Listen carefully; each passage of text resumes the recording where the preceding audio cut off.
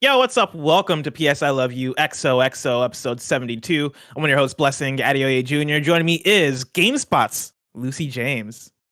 Hi. Lucy, how you doing? I'm doing well, thank you. Preemptively warning everyone that I might be choppy because obviously no longer on that Miller Wi-Fi, that fiber connection. So 1,000 apologies in advance. But You're back in the UK, but you have a dope ass setup. I gotta say, Thank I you. love the background. I got my little scuba diving helmet, a lot of records, so I look like I listen to a lot of music. I do, but you know, really getting out of there. And also the fact that I really hope I can do the entirety of E3 without anyone noticing that is an ass above my head. Wait, you have an ass above you? You said? It's a Gustav Klimt. It's the nude lady lying down, and so just because of the framing and this, it doesn't quite work. But I think I might raise my shot a couple inches. This is genius framing. All people are going to think about during your E3 content. You revealed it here, so yeah, exactly. Yeah. This is genius framing because I would not have been able to tell. First time I thought that was abstract art. That voice you heard for a second there was Simon Cardy from IGN. Oh, hello, that's me.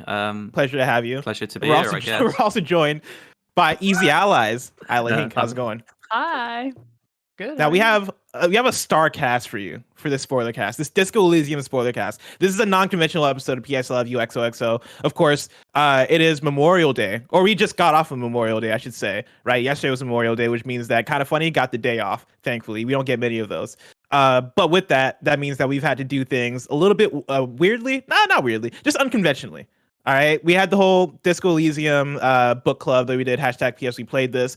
I played it. Greg probably played like an hour of it and was like the same for me, and he bounced off. But I still wanted to dive deep into it and talk about the game. And so you guys are here because you guys are the big Disco Elysium experts. I put out a call on Twitter, and everybody was tagging you three. Everybody was like, "Yo, get Lucy, get Simon, get Isla." And so you guys are here for that.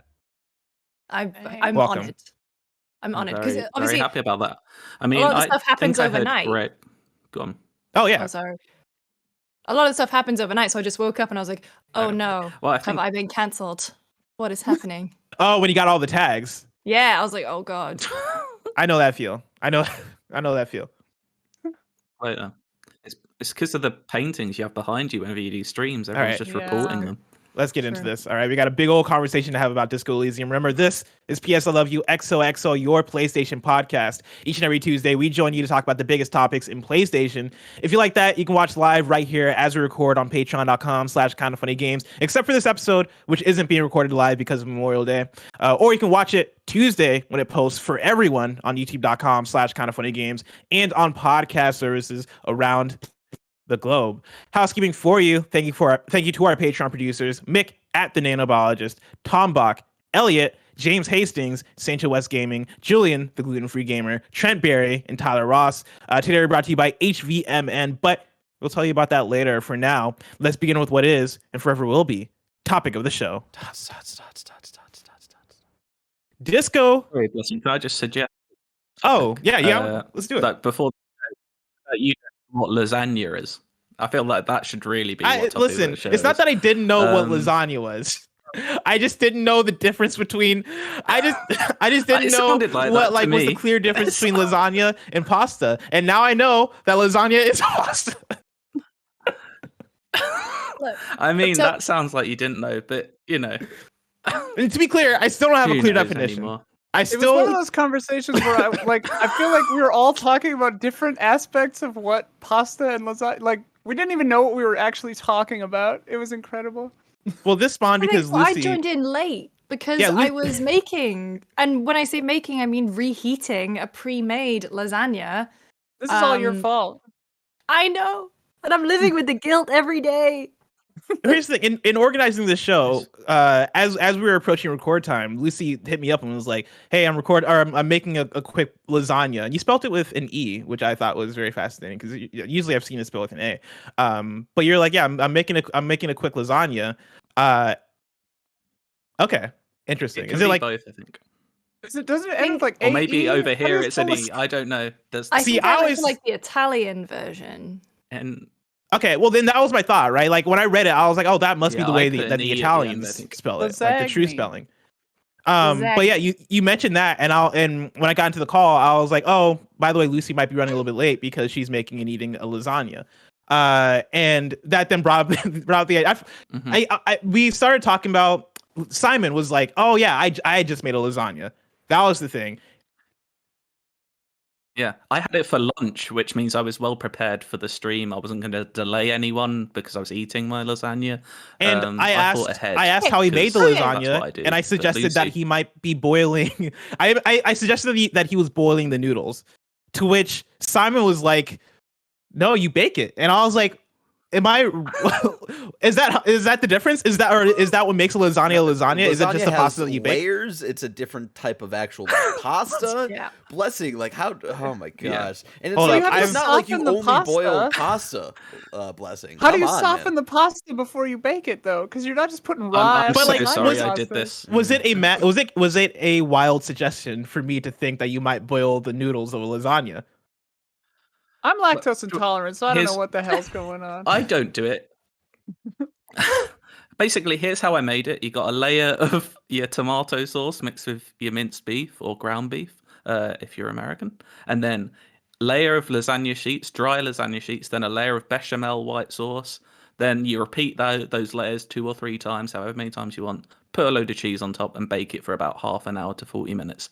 And then you've got a lasagna. In just one second, Should we I talk do about have Disco the Elysium? Wikipedia articles for both lasagna and pasta pulled up. I want to point out on Wikipedia they do spell it with an E, and if you spell it with an A, it does redirect to the E spelling of lasagna. So I believe that is the definitive version, the definitive way to spell lasagna. A is probably the Lasagna, the disgusting final American cut. way. Yeah, A must be the Americanized version. Lasagna or the singular lasagna. Oh, well, I mean, there it is. Lasagna with an E is plural, I guess, and then the singular is lasagna. Oh, it's So, like anyway. graffiti like and on- graffito. We're all learning. We're new learning a things lot. here. It is an Italian dish made of stacked layers of thin, flat pasta, alternating with fillings such as ragu and other vegetables, cheese, and seasonings, and spices such as garlic, oregano, and basil. Right, and then here over on the pasta Wikipedia page, pasta is a type of food typically made from an unleavened dough of wheat flour mixed with water or eggs and formed into sheets or other shapes, then cooked by boiling or baking. Rice flour or legumes, such as beans or lentils, are sometimes used in place of wheat flour to yield a different taste and texture, or as a gluten-free alternative. Pasta is a staple food in Italian cuisine. Wow. I also just I learned knew, that I knew I what just- pasta was. I like- the same I- as brown. I like getting into like the deep nitty-gritty details of things, and so I just had to know. And, I feel like I've I learned appreciate more, it. and I just had And- one. I mean, but I'm not in the Mhm. same level as Cardy where I'm making my own lasagna. You know. Yeah. Well, no, and Well, also I no. just want to say that the only reason I was late is Yeah. because I work weird hours now. I work 12 p.m. until 8 p.m. Only Wow. 8 p.m. Excuses. No, that was a lie. I work 12 p.m. to like 12 p.m. the next day. What? and you were eating a lasagna. Come on, And I had to Lucy. have some dinner because I Mhm, was very, very exactly. hungry. Because if I eat after 9, it's like a gremlin situation. Blessing. After this, do yourself a favor and look into the bucatini conspiracy.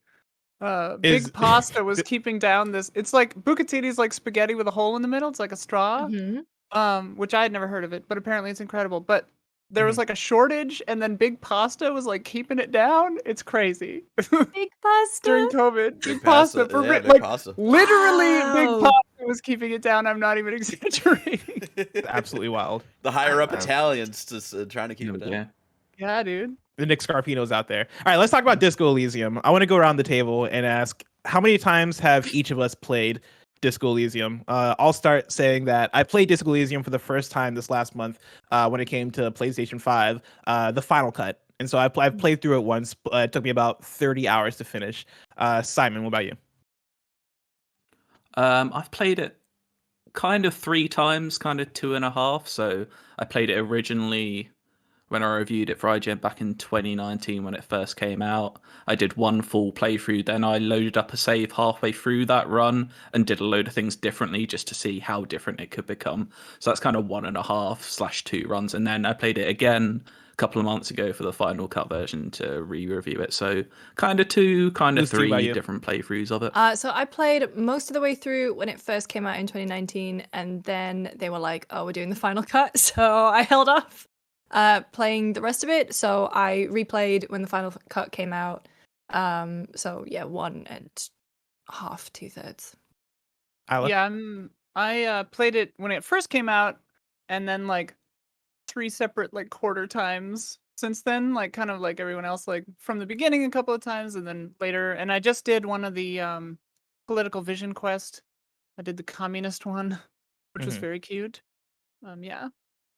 Now, the political vision quests, I believe, are new to the Final Cut specifically. Is that right?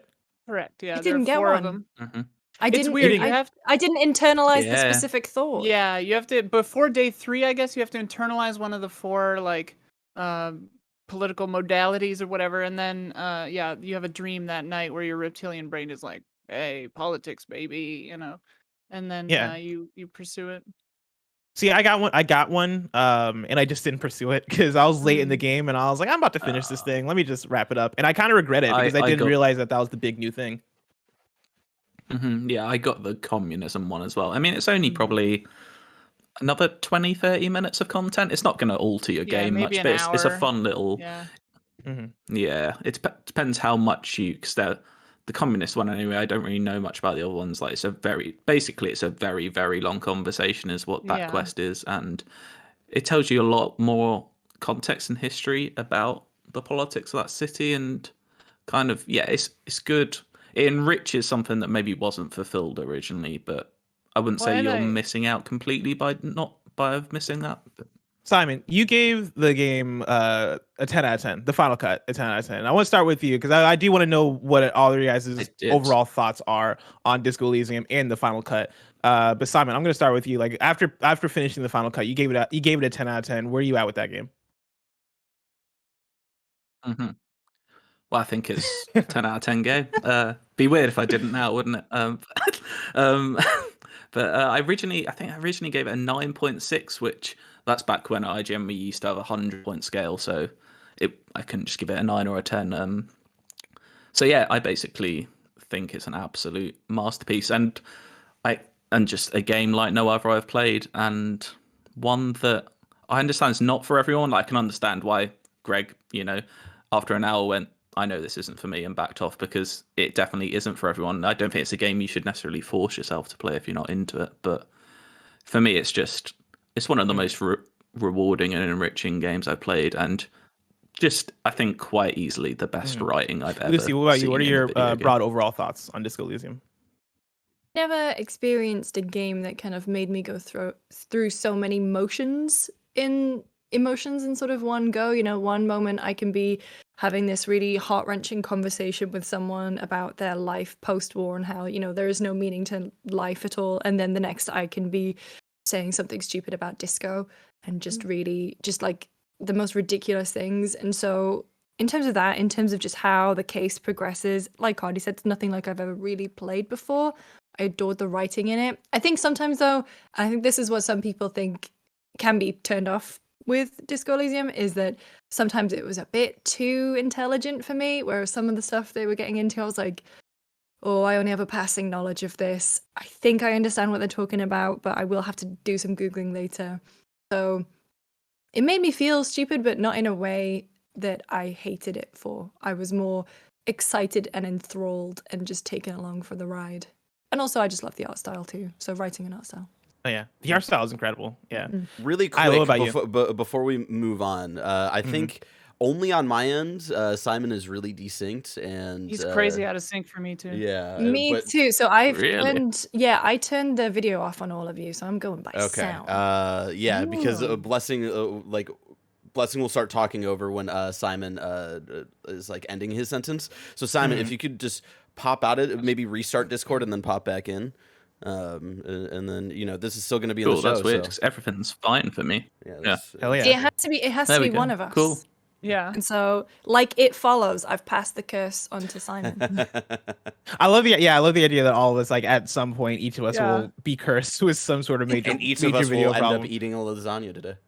Yeah. Hey. It's also a thing of like there are no. two of us in the UK and then two of us, I believe, in the US. Yeah. And then Bear is also based in the US. And so you kind of have like it being an all over the place kind of thing of I used to podcast with somebody who was located in Japan for the longest time, and the delay would be terrible. And Oh, yeah. I would have to get super used to like recording with somebody with that kind of delay. It's a struggle. Yeah, I mean, That any better? Sorry. Yeah, that's perfect. Hell It yeah. seemed to He's back. perfectly fix it. Absolutely fine for me the whole time. That's really weird. I mean, that's what it was like when I was doing mine. I mean, yeah, we had the same issue because we use vMix for a lot of things, and vMix has like slightly more latency, and so we just got really good at specifically throwing to people, which you're doing anyway, blessing. So, All right, well, let's continue on. Isla, what did you think? Yeah. So yeah, Isla, what did you think? Yeah, I mean, similar to what both of you said, I mean, I love it. I think it's one of the most well-written games I've ever played, and like what it is matches what it is, like how you're playing it matches what it is, like Ludo narrative, harmony or whatever the fuck. But what I love about it too is like the obtuse, like hyper overly intelligent part of it, like you were saying, Lucy. Like I feel like it's part of the joke sometimes. Yeah. Is like I think it knows it's being stupid by being like overtly smart. Cause like some of the dialogue, especially like I think of cause I just did it last night with the like communist vision quest, like some of it is absurd. Like it gets into like metaphysical, like how communism becomes like transcendental meditation and stuff. It is just like, this is clearly like they're being satirical, which I really appreciate. But yeah, it's a beautiful game just in every way. Yeah. And the tenderness of characters is not lost, which I think is what makes it really successful. Is like it's this super intelligent game, but the characters are the heart of everything. I think sometimes you get like, I don't know if it's a thing over in the US, but in the UK it's kind of a known thing. It's like there's people when you go see Shakespeare that will overtly laugh at jokes that just because they get them, they don't find them funny, but they understand. And you kind of get that a bit of this game is like, oh, I understand what you're saying there, and like kind of laughing because you appreciate it more than anything. Like I think it's a game, even if you don't necessarily enjoy it, you can appreciate it for what it is, and just the amount of work that's gone into it is just astonishing, I think. The amount of writing is staggering. It like makes me want to die. Like picturing it like physically, like how big the script must be. Like, So if I may pimp my wares for a moment, we actually did an episode of our show Audio Logs with Robert Kurvitz, who's the lead writer and designer. oh wow, And he this was back in 2019. The game had like just launched, and I just asked him basically to talk, and he described the sort of process of it, and he was saying something like, there's about 1 million words in it. I know that was the kind of figure that they were throwing around, but I don't think you really kind of understand the magnitude of that until you play it and you realize that it all fits in together in such an incredible way. But I think that the big thing that I love about the writing in the game, and it's a big thing that I love about, BioWare games, for example, is that they spend so much time on the world, and the world is as much of a character as any of the characters. And with Revachol and Martinez, that's so apparent because it comes from years of them playing a tabletop role-playing game. And so there's so much history and lore, and that's shaped the characters in such an unbelievably like realistic way. You have these people who are just so like just sad and like languishing, but they get on with it and they still have that heart, like you were mentioning, Isla. And it's like, oh, this is such a beautiful examination of people, and it comes from and just like talking to Robert about it. Like we ended up doing this, I think 20-minute episode, but we had like an hour and a half worth of stuff, and I was like, I want to include all of this. It's just fascinating. It's incredible, like you said, that with the background and the political stuff that they did, like it's incredible. I think about those two old men playing that ball game, in a crater, and like the symbolism of that is so great. But like one of them is like a fascist, and the other one Yeah. is, was on the other side, and like the old fascist is just like, he's just so sad. And like the other Yeah. guy's just like, yeah, that guy sucks, but like we're friends, And Yeah, it's but just we'll like, do this every day because yeah, we like have humanizing to. this Sort of monster. thing. Yeah. And just going off what you said about the satire, it's kind of I almost think of it a way as like if Tolstoy had written South Park. Kind of, Right. it's not like not afraid to have a go at anyone, like having a go at fascists, which is perfectly fair. But like I think even having a go at liberal views and communists is like literally like basically dissecting what is wrong and right about some of all of these beliefs. So like Yeah. they're not afraid to like basically laugh at themselves at the same time. It's just what I think makes it so good. It's ultra Yeah. scathing against like capitalism and stuff. Like, yeah. Yeah, it feels ultra scathing against pretty much all of it, right? Like there are Everybody. the four specific political leanings that you can take in the game, which are fascism, communism, moralism, and then ultra liberal. And for me in the game, and the way I played, I was bouncing back and forth pretty much between communism and moralism. And moralism is basically the game's version of centrism, whereas communism echoes real life communism. And that was one of those things where I was like, okay, like it. I absolutely adore this game. I absolutely adore the writing. I think they not only is there a lot of writing, but a lot of it feels very confrontational and feels very directed and pointed in a way that I like. But then yeah, like in times where I was like in the place where I was trying to figure out what the political systems were, what the world was, and didn't necessarily want to form a critical opinion on the world. The game would kind of force me to and be like, oh, okay, so you're a centrist pretty much, or you're a moralist. Now I'm like, wait, no, I just maybe I don't know. Like I'm still trying to figure that out, which I think part of that might be just like the complications of the world, and I think part of that also is part of that kind of falls into, I wouldn't be surprised if that's a purposeful thing, if they're like, yeah, no, we want to kind of force you into feeling pressured into having an opinion and having a take and playing a part in this world. Well, not only that, but I think like, it all links into go on. You go ahead. Oh, I think it all links into like they definitely want you to have that opinion, because like if you are too centrist in the game, there is the linked achievement that is called boring cop, basically, where they give you a trophy for being a boring cop because you're being boring. Yeah. Well, and like it's a crazy game because playing it as I did, like right when it came out, or I don't know, people kept tweeting it at me. They're like, which like in my experience is a hit or miss thing, because they're like, this is super nihilistic, you're gonna love it, and I'm like, is this like real philosophy or like dime store shit? But like, because I'm super pretentious. But like this one, playing it out the gate, not knowing, like it didn't have the like societal acceptance already, so I was like, okay, this game is like throwing around the F word, and like I don't mean fuck, and like we could swear, right? Oh yeah, you can swear. Yeah, you're good. Okay. And like it's like several characters are like overtly racist, and I'm just like, okay, are we coming at this from like the right side or like the correct side, or are these developers like sketch, because I'd never heard of this company, brand new company, so like that was part of a weird kind of thing about this game earning my trust too, because like there have been games where like one strike and you're out, like somebody says something wrong and I'm just like delete, but this game it earned my trust, I guess, by doing it right, I guess. I don't know.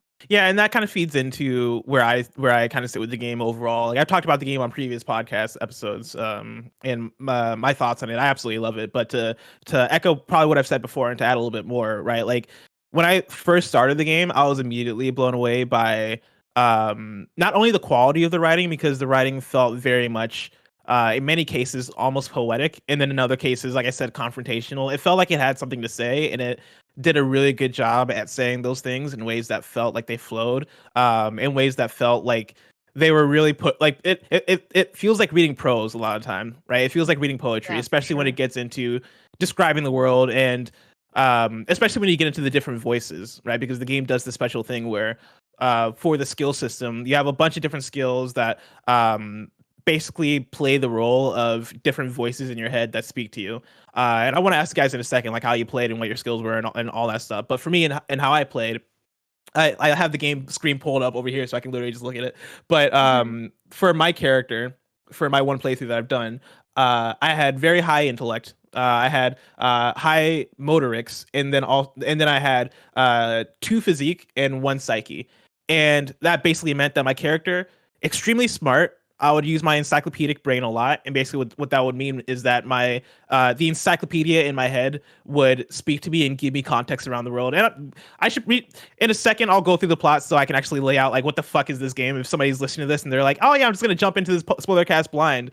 One, Good idea. wild idea, but 2, I'll fill you in. But yeah, like the my character would have high intellect, but then also with having 1 psyche, that meant that my character seemingly just was not like together at all in this game, right? Like emotionally, psychologically was just a mess, a wreck the whole way through. And I texted folks while I was playing, and I was like, "Hey, is this game just really depressing? Like, is this game just a really sad game?" And they were like, "What are your stats?" And I was like, "Oh, I'm this, this, and this." And they're like, "No, you just have a very depressing character. Like the game can be a little bit more funny or a little bit more uplifting if you spec it out that way." And I thought that was a fantastic thing because so much of that was being driven by not only the writing of the world and not only the writer of my character's dialogue, but specifically the voices that were speaking to me and the ones that decided to chime in and how they would chime in, and moments that would arise based off of me just having the stats that I did, which I thought was fantastic. A moment that also stood out to me toward the beginning was the field autopsy, which was a moment in the game that lasted what felt like literal hours to me, but was literally just the beginning of the game. And in going through that process of the field autopsy, right? Like you find the body that's behind the whirl in rags. You inspect it, you do all of that. That whole process of finding the body, inspecting the body, getting the body down. All right, talking to Kim. All right, let's really inspect the body. Okay, cool. What do we do with the body now? That was the moment for me that sold me on the game. Just because of how in depth it was and how like I think it's a very early example of how far the writing can go in order to really make it feel like a role playing game in the way that you're role playing this detective officer. But with that, I do want to go around and ask you guys like what, and I know you guys have played multiple times, so you can just choose one playthrough if you want, or your first playthrough or your last one. What was your main character like? Because I just described mine as being high intellect, low psyche. Isla, I want to start with you. What was your main character? Yeah, I screenshotted it so I could remember exactly, but now I can't find the screenshot. So, but yeah, mine was basically that. It was like all intellect, all encyclopedia, with some good conceptualization, I think, and like no physicality and very low, psyche. So it's charismatic and smart, and yeah, pretty sad. But in my playthrough, I like saved him. I like gave up the drink and like became a really good cop. And my best friend in the whole universe, Kim, was like proud of me by the end. And I was just like, Kim. But yeah, I was a really smarty pants weakling in mine. Simon, what about you? So in my first playthrough, I was similar to Isla. I think I went kind of more of that sort of smart cop trying to work out. On my most recent one, on the final cut, I just went the complete opposite way. I went like full physical, and I think I put a lot into Shivers. That's the one that like connects you to the city, isn't it? Love I think. Shivers. So basically, yeah, I went really high on hand-eye coordination. I think just because from memory, I knew that was quite useful later on in the game because I was trying to get it done quicker than usual. I'm not gonna lie. So I kind of knew who was wasting my time, so I didn't need to speak to everyone. But yeah, I think we're talking about the body. I actually managed to shoot it down, and I felt so good when I did that because I basically did all the stuff I failed at last time. Like, that's so hard. I hard. managed to shoot down the body, and I was very proud of myself. And then I think I also managed to punch Kuno in the face, which was also very that's terrible. But yeah, I went very What? physical. He had it coming. I mean, Kuno but sucks. Well, I was nice to him first time round. that's really funny. I want to talk about Kuno later on because I got a lot to say about Kuno. But Oh, we will. Lucy, what about you? So my first playthrough, I put more into body because I punched the racist at the harbor. I managed to shoot the body down from the tree. Like I did on my first playthrough, my first half playthrough, I did like so much of it really well. And then this second time, I wanted to roleplay it a bit more differently. I wanted to roleplay it as, a cop who he has lost everything, but he still has immense amounts of empathy. And so I put a lot into Shivers, empathy, and is it Inland Empire? Yes. Yeah, that's Um, your like yeah. Mhm. Yeah, and so I wanted him to be sort of more connected to the space and the people around him. And that for me was like really funny because sometimes hand-eye coordination, the voice in my head would sort of pop up and suggest things, and then you would do it, and then you would go, and then they would reply with, "Why did you listen to me?" Because that's one of my favorite things is the voices in your head arguing with each other. So I had this cop who, like, characters like Classier would, you know, just immediately, like, you could kind of see and understand her story a little bit more, I feel, in the writing, just because you had that extreme empathy. And especially, is it Liliane in the fishing village? You know, I think it's just the option for me where it was like, you get to the core of the characters and, like, you can see the sadness in their eyes a lot more. And so I really enjoyed that way of playing. So Yeah, I love that you can understand a character emotionally or intellectually in this game. That Mhm. distinction I Mhm. think is not very common in video games, but it's an important one. I think it's really cool. Yeah. yeah. I want to jump into the plot, and I'll go through it because I pulled from Wikipedia the plot breakdown, and it's actually a very succinct breakdown of the entire game, which is nice. But this is where I'm going to give both a spoiler warning and a trigger warning, right? Because the game gets into some crazy shit. But this is your warning right here. If you're like, cool, I clicked Spoilercast because I wanted to listen to Kind of Funny talk about Disco Elysium, but I've not played the game. This is your chance to leave, play the game, come back. We'll still be here for you. I'm going to read through the plot of the game. The player character wakes up in a trashed cafeteria motel room with a severe hangover and no memory of his own identity. He meets Lieutenant Kim Kitsuragi, who informs him that they have been assigned to investigate the death of a hanged man in the cafeteria's backyard. His identity is unclear, and initial investigation indicates that he was lynched by a group of people. The detectives explore the rest of the district, following up on the leads while helping residents with a variety of tasks. The player character gradually learns that he's a decorated RCM detective, Lieutenant Double Yefrater Harry Dubois.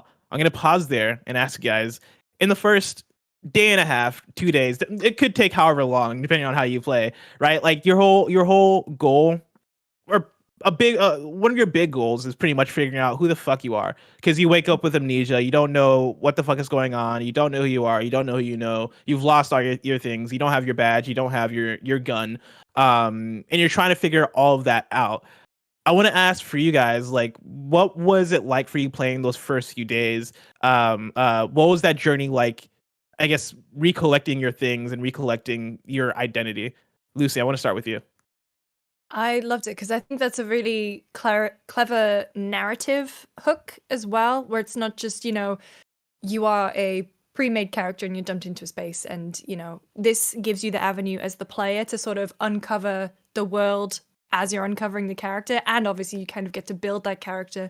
But then that also leads to, like, really cool moments in the game, especially later on, when you have your idea of who Tequila Sunset or Harry is based on the journey that you've had together.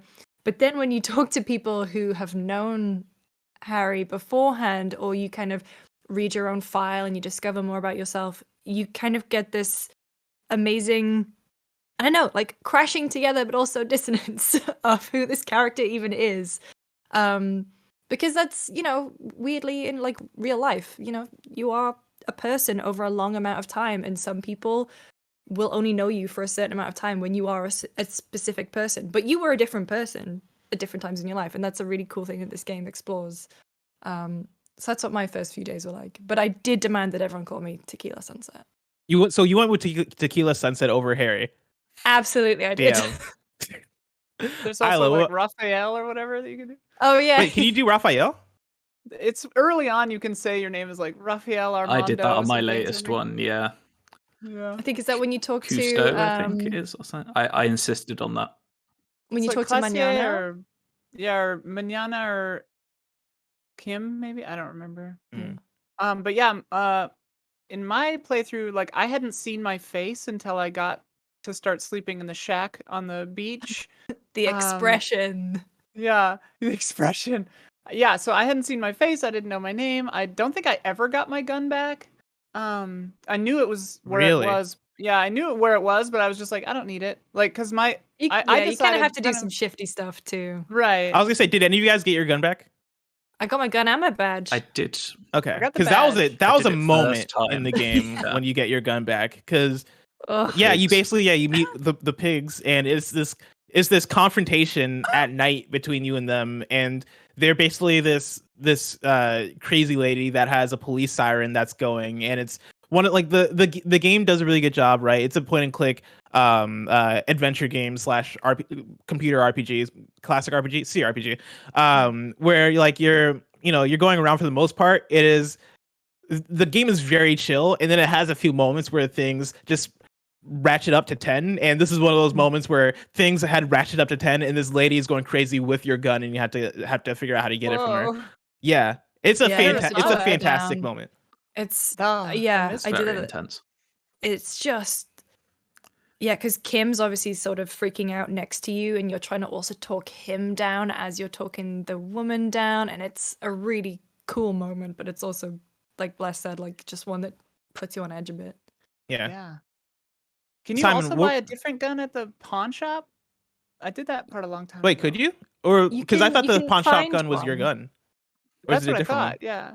No, so there's a You I'm can not get sure if you one can from buy Rudy. one. Yeah, you can Okay. find one in an old you can find a bunker, decommissioned one in the I had basement. that one. Yeah. Yeah. I had that one. Yeah. Mm. and then there's another one you can get, I think. Because I think I must have Mhm. talked because I was trying to remember how I got through the like I'm not standoff. Because I think I must have talked my way through it.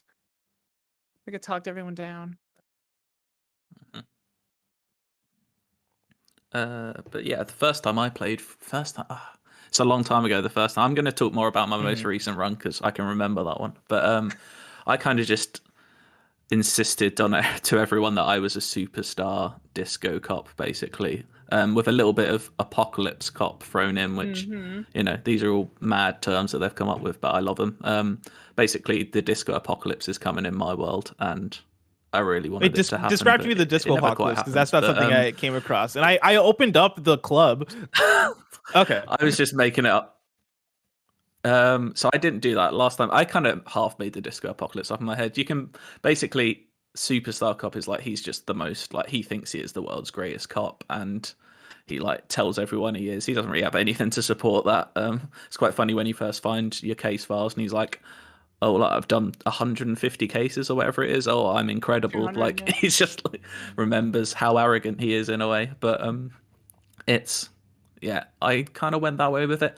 The bit in my first few days I didn't do this time, which I didn't know how I didn't do it this time, was the karaoke. I don't know if everyone else did karaoke night, but I didn't. I Yeah, I never didn't get to did do it this time. And I karaoke. I couldn't never work out found how I it. failed. I found the song, but I just never Did had you the ha- option did you to have do it. the- I don't know what that the was. Maybe I made a or not the really juke- early the decision. boombox? I had a boombox. You might yeah. have you had to go back to the Yeah, I'm not sure what I missed. to the but, rolling rags at Well, the right time, like nighttime. Really quick, Simon, you got Yeah. really desynced again. So if you could Yeah. restart again. Yeah. Is it gone again? But yeah, like I'll I went do it back to again. the whirling I can't say that word. Whirling Rolling in rags. rags. Yeah, Whirling in rags. whirling in rags. I went back there to do the karaoke, and it was fantastic. Lucy, you had something to say? Oh no, I was just saying bye to Cardy. I was just doing Oh, that I just said wave. peace out, bye bye. But I Oh, never it's all did. I messed never up. did the karaoke at the time. Mhm. Never found it. Me neither. I never found the song. I was looking for it the whole game. And I never found it. Karaoke is great. Like when you get it right and he performs it well, it's just a good singing performance. But it's so funny if you get a bad dice roll on that and it's the worst sounding voice you've ever heard singing that song. You and actually it's- hear him sing it? It up. Yep. Yeah. You get. Ah, I think sick. when it first came out, I might have put a video on IGN.com for a little plug there I'll of look it up. what happens if you do the song well and what happens if you do the song badly, and it's funny either way because either this really great singing voice comes out of your character or an absolute mess occurs. But yeah, my first few days were, I think, pretty much similar to everyone else's. You're kind of just finding your way, trying to find out who you are. It's weird second or third time around because you kind of know who you are, and I was almost rushing through it. Which Yeah, you're isn't the trying to way like play catch up game that at all. part. That part. Yeah, you shouldn't rush that game. But yeah, it's like we said, like the way it basically you're building your character as you go. It's not almost the first 10 hours of the game are your creator character screen. Like, it's just, it's really smart in that way. So to continue with the plot, Harry experienced an event several years ago that began a midlife crisis, culminating in a self-destructive bender around Martinez, in which he dismissed the rest of his squad. Through their work, they discovered the killing is connected to an ongoing strike by the Martinez Dockworkers Union against the Wild Pines Corporation. They seek out representatives of the dockworkers and the Wild Pines Corporation, meeting up with the union boss Everard Clare and Wild Pines negotiator Joyce Messier. Joyce reveals that the hanged man, named Lully, was the commander of a squad of mercenaries sent by Wild Pines to break the strike, and warns that the rest of the squad has gone rogue and will likely seek retribution. This leads them to discover that Lully was killed before the hanging. The Hardy Boys, a group of dock workers who acted as vigilantes, claim responsibility for the murder. They assert that Lully attempted to rape a cafeteria guest named Classier. They meet Classier, who reveals that Lully was shot in the mouth while the two were having sex. I believe this is at the beginning of day. Is it day 2 or day 3? Do you guys recall? You It's talked one of the pretty early days. 2? Yeah. Yeah, I it's want to say day it was 2. the beginning of day 2 is your whole confrontation with the Hardy Boys and that conversation where you kind of go back and forth from talking to them at the bottom of the inn, trying to figure out like what their story is and what their involvement with it is, and then going back upstairs talking to Classy and getting her side of the story, and it kind of revealing all these details about, you know, who the hangman is, how the hangman knew Classier, what the Hardy Boys' role in that whole situation was. It also revealed that he was actually killed before he was actually hanged, and it was all this kind of red herring situation.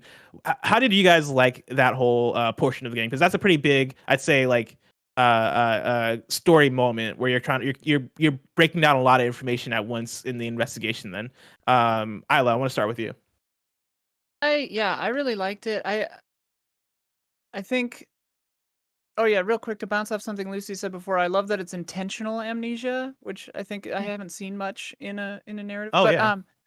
what I love about this is like, yeah, you have these dock worker union, the Hardy Boys, who are acting all tough, and they just confess. Which, I mean, if you know murder mystery stuff, you're like, okay, well that can't be it then.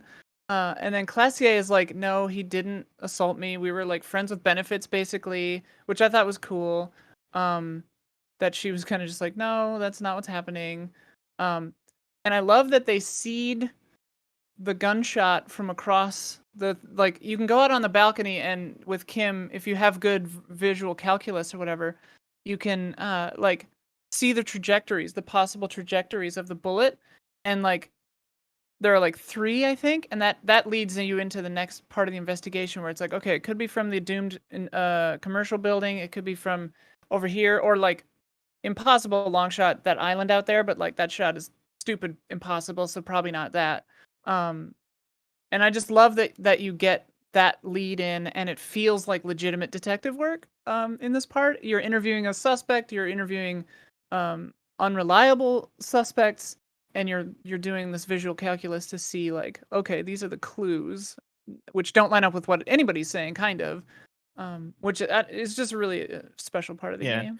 In a crazy way, I liked those moments the most, the moments where it Mhm. felt like you were doing the actual investigation, because they found really good ways to make those be the points where the game moves the most, you know, like from doing the first field autopsy to now like doing this thing where you're interrogating Classier and you're talking to the Hardy Boys, and then also you are trying to figure out the angle of the bullets, right? Like it is the most that I felt like in a story way I was involved with what was going on in the main narrative. Like I felt like I was putting things together myself, even though the game was going to give me all this information anyway. I did really feel like I was uncovering it, and I was personally convinced. I was like, oh, the shot came from the roof. The shot must have came like somebody snuck in from this door, which is obviously the door from downstairs. They came in, they got to the roof, and they shot him through the window. I was convinced. But for a moment, I thought I did it. Like there was I a had that point thought where too. I genuinely thought, Yeah. like, did I do this? Which again is like testament to how clever it is, because like you said, there's the sort of red herring about the Hardy Boys immediately confessing, and the whole thing that I loved about the conversation with Titus is the fact that you have Everard Clare's sort of go-between. You've got Lizzie there, who's been specifically trained to be a lawyer, who's kind of unofficially, officially telling Titus to shut up. And so you have that in between, and then you go upstairs and you're like, well, if it comes from here, like this could have been me for some reason. And I just thought that's another cool thread to sort of think about. But yeah, that part was probably one of my favorites, going up and down. Like it sounds weird to describe it, like going up and down the stairs. And the one thing I will say about it that sucked is like it kept having to load in. I think like 1, 2, 3 different times just to get between Classier and the Hardy Boys. But the narrative payoff and like the clues were just really cool. Yeah, that's one of my few critiques of the game is getting around from place to place, especially when you have a long walk. It can get kind of tiresome, especially when you just want to go back and forth between two things because They have you have an quick objective. travel now. They which did I add a haven't quick figured out travel how that to I use, but- So yeah that's that I was the never thing. able to figure out. I only managed to use it once, and then every time I would go to the map screen after I used it once, it would only show me where the white checks that I could retry were. So it wouldn't let me fast travel to them. Yeah, it's a weird quick fast travel. I think unclear. It's very unclear. I think you need there's like 3 points you can fast travel to, but I think you need to be standing in one of those 3 fast travel points to fast travel to another. But that's how I felt it was working anyway. I don't know if that was intentional. I mean, I didn't But even have a going on map from, my like- entire first yeah. playthrough, so I forget. Yeah, I forget you can't. Yeah. you have to buy it Where'd at the you find the bookstore. map? You have to buy The it. bookstore, Oh, you buy it Yeah. 90 cents at the bookstore. It's worth it. But yeah, rolling on from like the really feeling like a detective, like yeah, it definitely made me feel like I was in like a film or a TV show being a detective more than most games I've played where you do that. Like that's that bit where you're seeing the bullet trajectory. It reminded me so much of, I think it's in like the first few episodes of The Wire when they're at a crime scene and McNulty's looking around and there's a bullet that's come through a window and he's like correcting them going, oh no, it came through here, like the angle's through the back of the head. Like I can't remember that exact scene from The Wire verbatim, but I'm sure he said it better than I just did. But yeah, it made me feel like I was properly being a detective, doing every stage of it. And we touched on it before, just examining the body and trying not to throw up. Not in real life, but in the game. But it's just disgusting. But I loved it at the same time. So what does that say about me?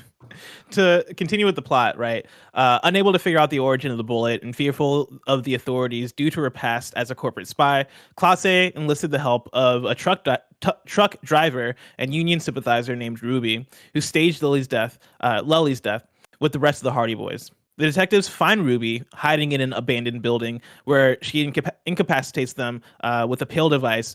She claims to cover up. She claims that the cover-up was Classier's idea and has no idea who shot Lely. The player manages to resist or disable the pale device and tries to arrest her. Ruby, who believes Harry to be a corrupt cop, either escapes or kills herself, which I didn't know that was a possibility. I didn't know that she could kill herself. That's super wild to me. Didn't know Yeah, that she either. ran. Yeah, she ran for me. Every single time I've played it, she's killed herself. I haven't managed to keep her alive. Holy cow. Really? I thought that was hard to do. I've had the opposite every single time. I thought it was really hard to keep her alive, but it turns out I'm just awful. Well, no, that's the thing is, I thought I really failed. Like, I think I fucked up a check, which is how she ran away. I think if you do everything correctly, that's how she kills herself.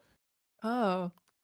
I don't feel like that's the right thing that should happen. Though. I don't know. Yeah. But no, I mean, hang on. I got a gun out of it. If you want to dissect that, though, it could be the game's way of saying, like, even if you do everything right, it's something. It's not going to go the way that you think. I definitely didn't do everything right, though. I definitely failed a check. But or you're like that horrible if she runs away, negotiator do you investing still show who says they all jump? They always jump. Do you still get her gun if she leaves, or does she take that with her? I believe she takes it. Yeah, I don't think I ever. Is it not in her tent? I don't know. I think you take the gun she kills herself with. Oh, maybe you don't get it. But I got like multiple guns in this game. I don't remember how I got them. Second time. Yeah, I don't know. But yeah, I thought it was really hard to not get her to kill herself, but it turns out it's not.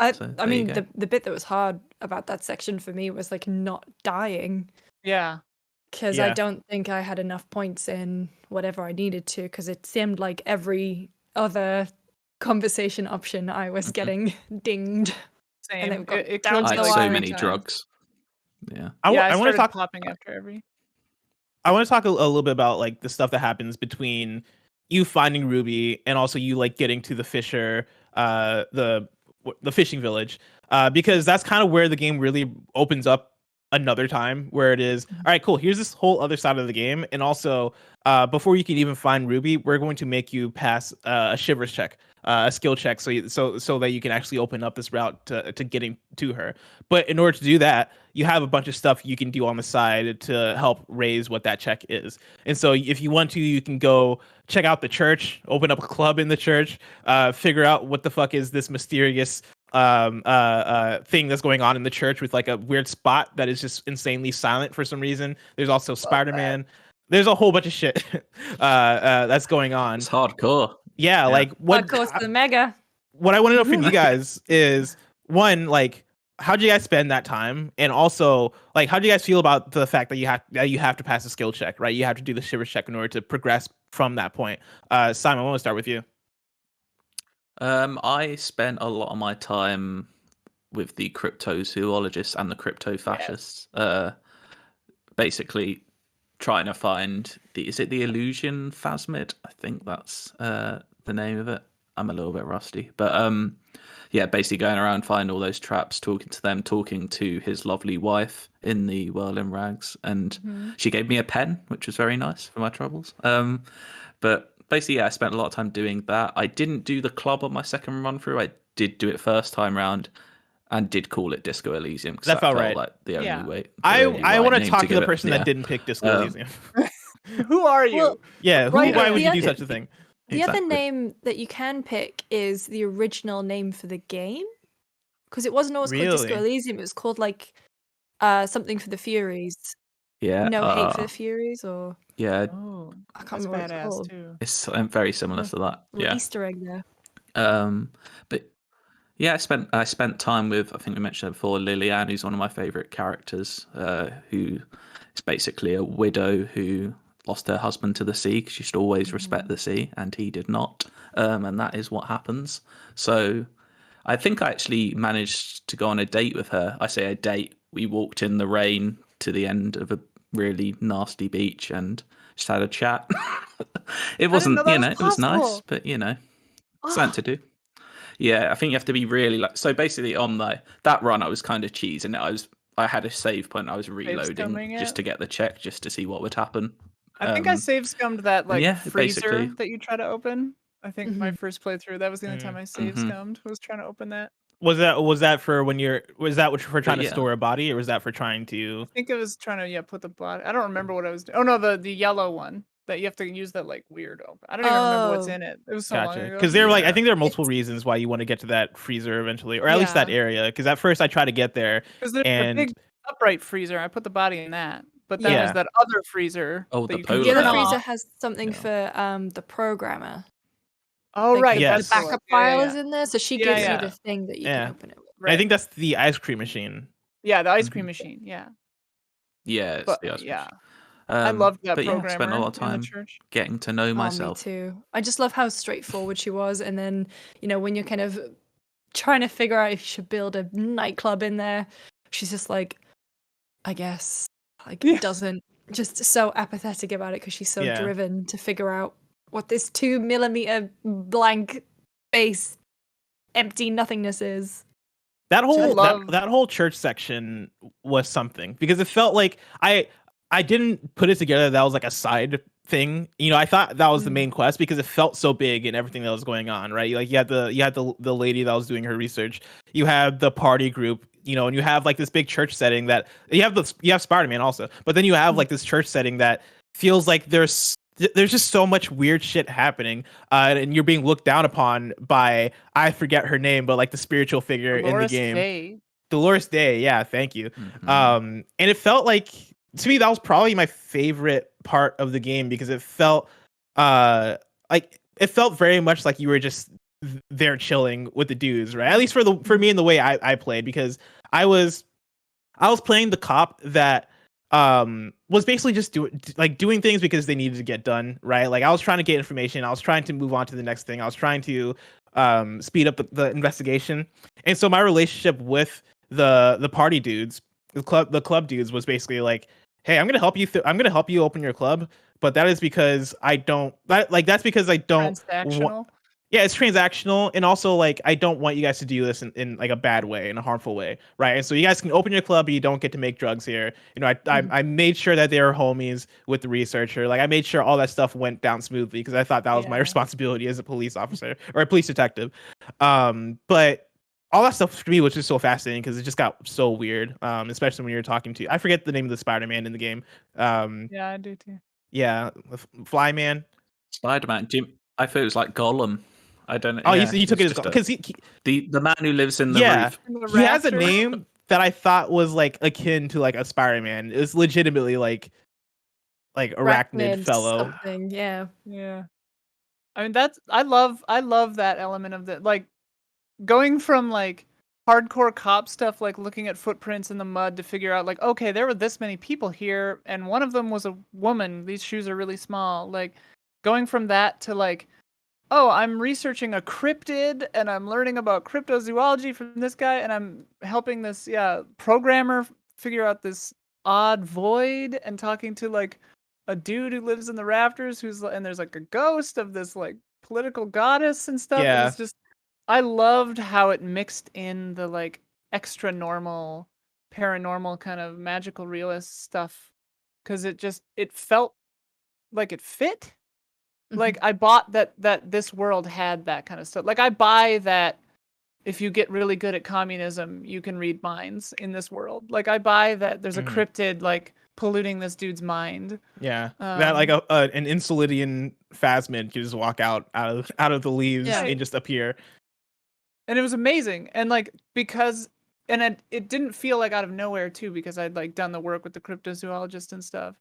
And I could like hear them with my whole body or whatever it says. Yeah, I just loved that element of it, that it gets kind of weird but feels normal still. To continue a bit with the plot, the detectives return to find themselves, and this is after you do all the side stuff. You come back, you pass the shivers check, and then you confront Ruby. Ruby gets away or kills herself. After that, the detectives return to find themselves in a standoff between the mercenaries and the Hardy Boys, the former seeking revenge over Lely's death. A firefight breaks out, and the player is wounded, blacking out and waking up a few days later. Most or all the mercenaries are killed, and Kim may be hospitalized. In which case, street urchin Kuno offers to take his place. I want to stop What? there. That never happened for me. What? That Have you didn't never happen to me. No. That is what happened to me in my one I playthrough. recruited him. You recruited Kuno here. Yeah. It's I don't fantastic. even remember Kim getting hurt. I don't think that Kim didn't get hurt from him. Yeah, I don't think either No, of us did. I think I if talked the you- whole gang down. I don't remember. I failed hella checks during that moment. Oh, Yeah. I like Oh, nailed it it. can go Yeah. really badly. Look, everyone Lizzie can die. died for me. Angus died. The older Hardy boy died. 7 people died, and so I Wow. think two of those would have been the mercenaries, and then the other 2 I think were just sort of miscellaneous Hardy boys. But yeah, I did not feel good about Lizzie dying. Yeah, I think a couple Hardy Boys died for me now that you say that. I didn't get to that part of my second playthrough. That was like 2 years ago. I want to talk a little bit more about this confrontation, but I just realized that we've not talked at all about Kim. Like Kim is the greatest person who ever lived. Fantastic character. He won our character of the year for that year at Easy Allies. I want you so to elaborate amazing. on that. Like, what is it about Kim that makes him so fantastic? He's just so lovable. I love him. I think he like. There's something that happened the other day where, in the communist quest, where you say like me and Kim are like these great partners. We're the best, and then Kim just goes Kim and I, but like he's just correcting you because he has to. Like he's not being mean to you. Like he's the long suffering, just like so patient with you.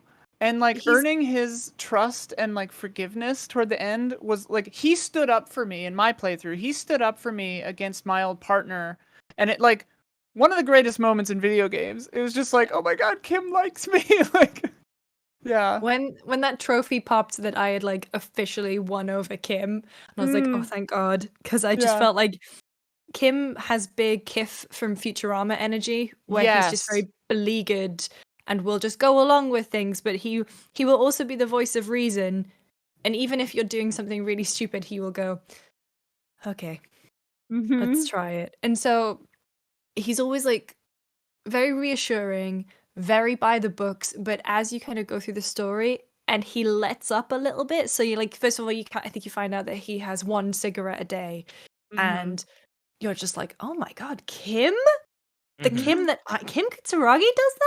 But then the bit where he has the hubcaps, and you find out that like he Mhm. is just a normal person. And he loosens up around you.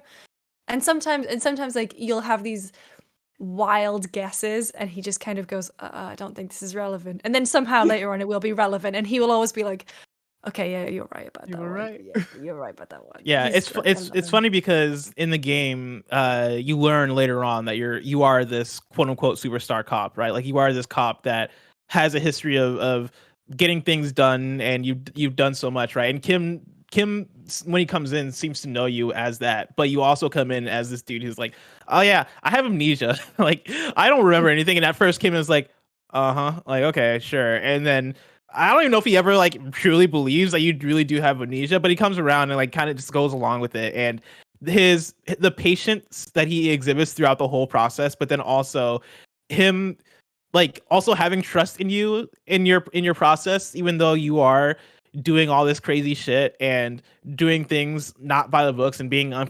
unconventional in so many ways. His patience the whole way through, at least for me in my playthrough, was just very fun to see and very awesome, and made him very, I think, warm as a character. Especially because like he's also, I think, morally he just seems to be a good dude. I believe the game characterizes him as more of a, if we're talking about the in-game alignments, he does lean in more toward moralism than anything, and I think that does come through, right? Like he's very much like, it's not a police officer's job to have an opinion, like he tries to stay away from all that stuff, which is very apparent. But like also I think it's that thing of he's a very fair dude, and just like a very nice dude throughout the game, which I think just makes him so likable, so lovable.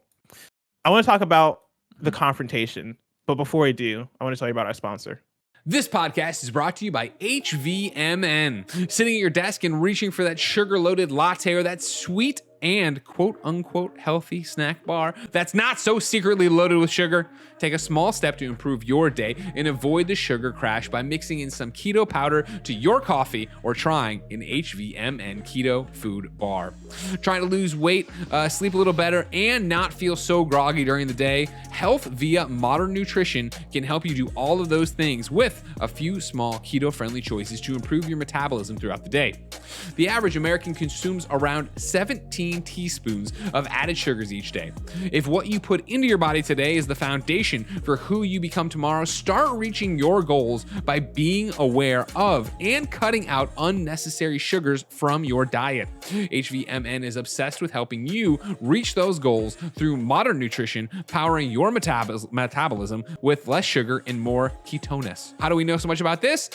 The one, the only, Big Kev dog, Kevin Coelho, has been enjoying these bars. He's been talking about them on streams when we talk about this ad.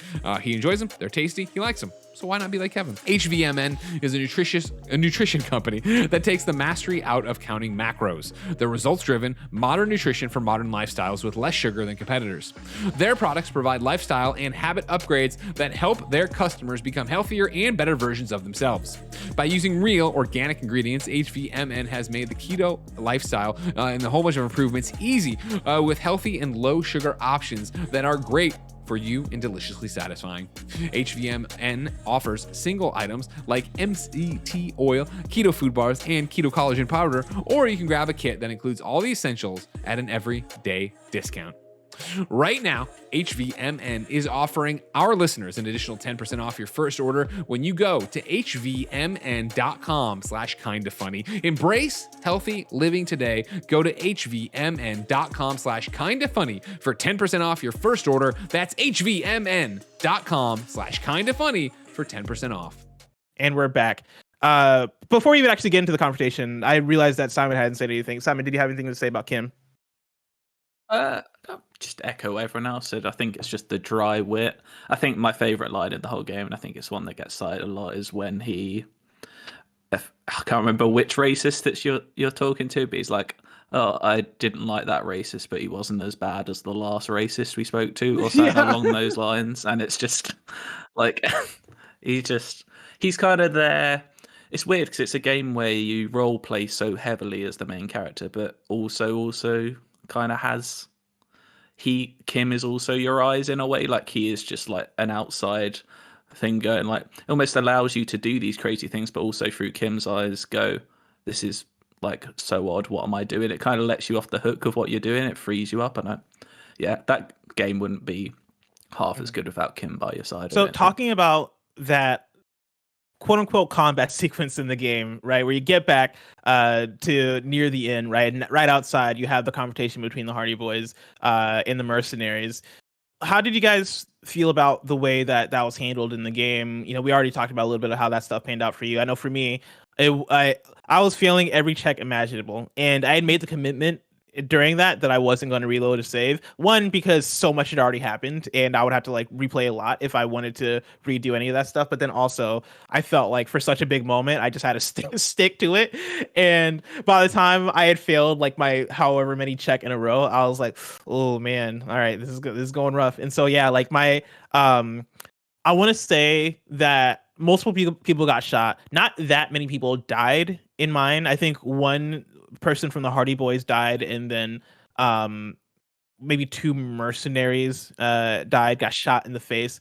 And it was gruesome and it was wild. But Kim did get shot, and I did have to recruit Kuno for the rest of the game, which we'll talk about in a few. But for you guys, like game.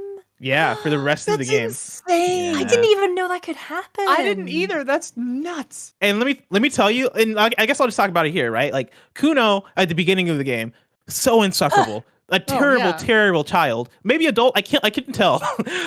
He was somewhere like between. I'm saying he's like 15. Yeah. Okay, he's like somewhere between the age of 11 and 18. I can't tell. But he's saying. It's known as. He's saying slurs, he's being homophobic, he's being terrible, he's doing all this shit. And I don't know how they did it, but throughout the game, he just warmed up to me just a little bit. Like with each interaction with him, I went from being like fucking Kuno to then being like, damn guy, this damn Kuno. Like, especially toward the end of the game, because he somebody mentioned earlier Kim standing up for you towards that end sequence. Let me tell you, when Kuno stands up for you, he stands up for you. He was saying all the slurs in front of these people that I didn't want to hear those things. I had to be like, Kuno, can you chill for a second? You know, we got like you're like your heart's in the right place, but we got to talk about like the how and the how in which you're expressing these things. And so Kuno is a character. Kuno is definitely a character in this game. But This is blowing my mind. Oh yeah, I didn't know that you could be deprived of Kim for the whole game, like half the game. Oh That's yeah. a Well, I mean, but tragedy. at this point, it's like the last 10th of the game, Yeah, really, like the last 9th or the last Phase 5 and 8th. 6 or whatever. Yeah. But for Isla, for you, like how was that that combat portion, that confrontation? Yeah, I didn't get to it in my second playthrough, so my memory of it is a little foggy, but I recall doing very well. I think I like talked almost everyone down. There was, I think, a little bit of shooting, and a couple of the Hardy Boys bit it, and maybe one or two of the mercenaries, but I don't recall losing anyone I cared about. And Kim didn't get hurt at all, and I don't even recall if I did. Yeah, it went pretty well if I recall, but I liked that it happened, and I liked that, like, game design wise, I liked that it can go so many different ways. Like, I think that that's really something special that this game does. Yeah. Lucy, what about you? Mine went pretty badly. Seven people died, but Kim didn't get hurt. I got shot in the foot, and there was one thing that I didn't do when I went over to the island, like the final sort of area. There's a bed you can rest in, and it actually became a mission for me. Like it popped up as a mission where it's like, you've been shot, you're injured, you're tired, you should sleep. And I didn't do it, and I kind of regret doing that because right then I was at the end of the game and I just wanted to I see. think that's what happened for me too. Yeah, that sounds familiar. So did any of you guys sleep during that portion? Okay. Yeah. Is that's when Yeah. you get when you get the One big of the dream, best right? scenes. No.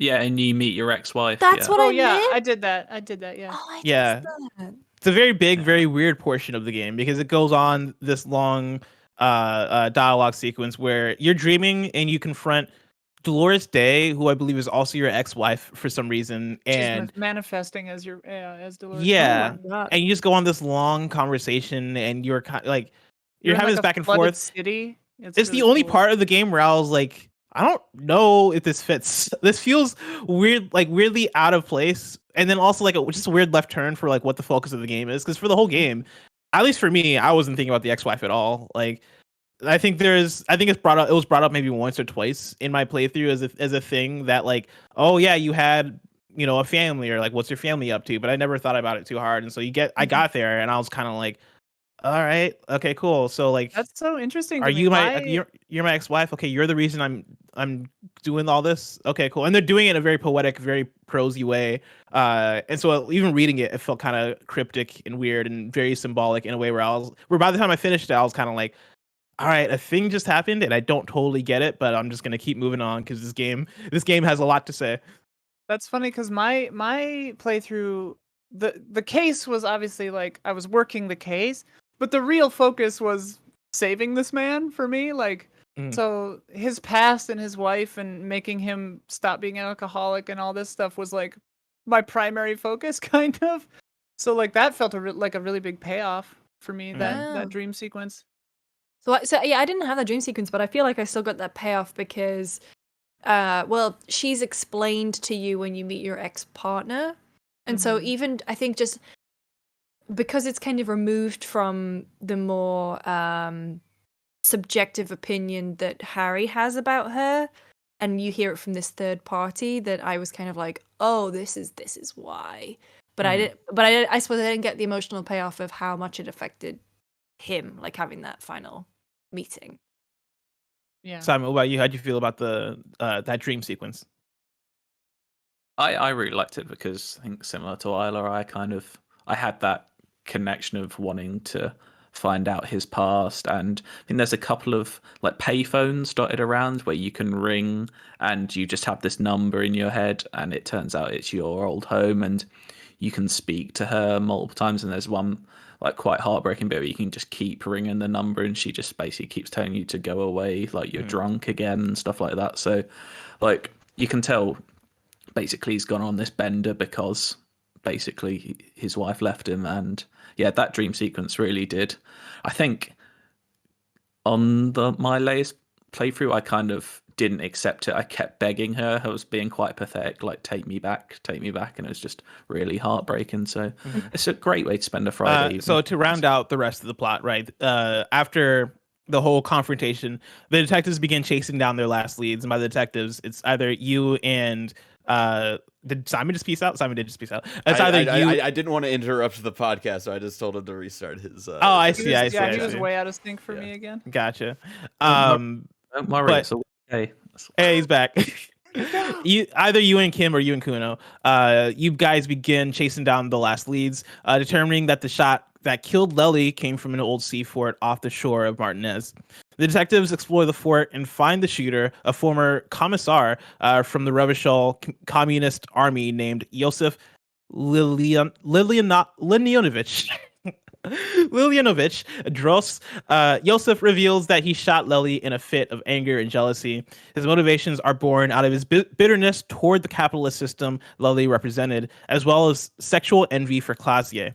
The detectives arrest him for the murder. At this point, an insectoid cryptid known as the Insulidian Lindian phasmid appears from the reeds. The players may have a psychic conversation with the phasmid, who tells Harry that it finds the notion of his unstable mind to be fearful, but is in awe at his ability to continue existing. It comforts Harry, telling him to move on from the wreck of his life.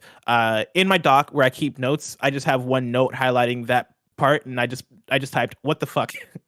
What the fuck does that? It was all of that, and what the fuck did that even mean? It's all very self-explanatory to me, Blessing. Come on, it's all very simple stuff. You're absolutely right. I should have seen the giant insect coming and having a psychic conversation with him, which I actually didn't have the psychic conversation. I failed that. Oh, really? That check, Oh, you yeah. didn't? Oh, No, and so like I saw it and then it Yeah. just fled, and I was like, what the fuck? Especially because I didn't talk to the cryptozoologists. Or at least I didn't go Oh, down like a wow. quest. I didn't go down a That's- quest line with Oh. them. Like I talked to them like once, and that was about it. And so I didn't even. I don't think I even really. I didn't think about at all the existence or the symbolism of what an Insulindian phasmid could be in this world. I saw I it, love was this very no-nonsense confused. cop that you played. It's just so Oh yeah, funny I was to like, dude, I don't have time to talk to this cryptozoologist, especially when one of them was the racist from the house that we had Yeah. opened the door of. He has a Yeah. Once I- racist mug. me. He's Mhm. not Yeah, a nice once I man. learned that, I was like, I ain't got time for this racist dude. Peace out. Yeah. I'm gonna go start a club in a church. That's where I was. To round this out, though, Harry and his partner are confronted by his old squad upon their return to Martinez. They reflect on Harry's actions during the game, whether he has solved the case, and how he handled the mercenaries. Harry's usual partner, Lieutenant Jean-Vic Mayer, confirms that Harry's emotional breakdown was the result of his ex-fiancée leaving him years ago. Depending on player choices, the squad expresses hope that Harry's state will improve in the future and invites him and either Kim or Kuno to a special RCM unit. And that's something I should Yeah. shout out that Kuno Wait, does Kuno? join. Kuno does Kuno? join the You can put RCM. him into the trainee department. You can get him Oh, in. I as had a- no idea. Me Yeah. It's neither, probably that's not a good idea. insane. No, It's that's a really funny, terrible though. idea. That's amazing. Kuno being there for the ending of the game, honestly, for me, I'm not, and this is me without playing the Kim version of it. Kuno is my preferred version of the game. It's my canon. This has to be it because it is hilarious. Wow. Kuno, when you're interrogating a fucking killer and Kuno is just there and he has your back, it is a great thing. Like it is a stark contrast from Kim's cool, calm, collected nature. Kuno doesn't give a fuck. Kuno's calling people all the bad words. Kuno is the bad cop in the situation, and I'm the good cop. It's Um, so Kuno's funny when you go back to Shura as well, and your old squad, like police turn up, and they're just like, "Who is this kid?" And you're like, "He's my partner."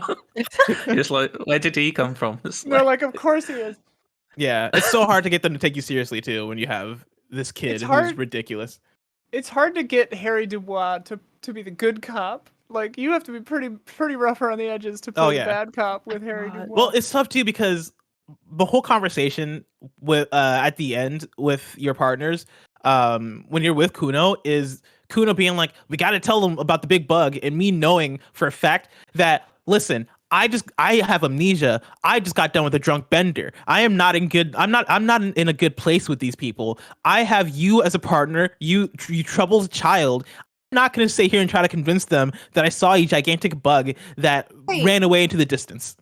Oh, so the way that it plays out with Kim is that Kim takes a picture and you show the Yes. picture to your squad and they're all like, oh my god, okay, well that like elevates them. So if the Kuno route, you don't even have a picture anymore? Kuno doesn't have a camera. That's one of the things they said. Okay. You say, right? Oh shit, Kim has the camera when you see Mhm. the phasmid.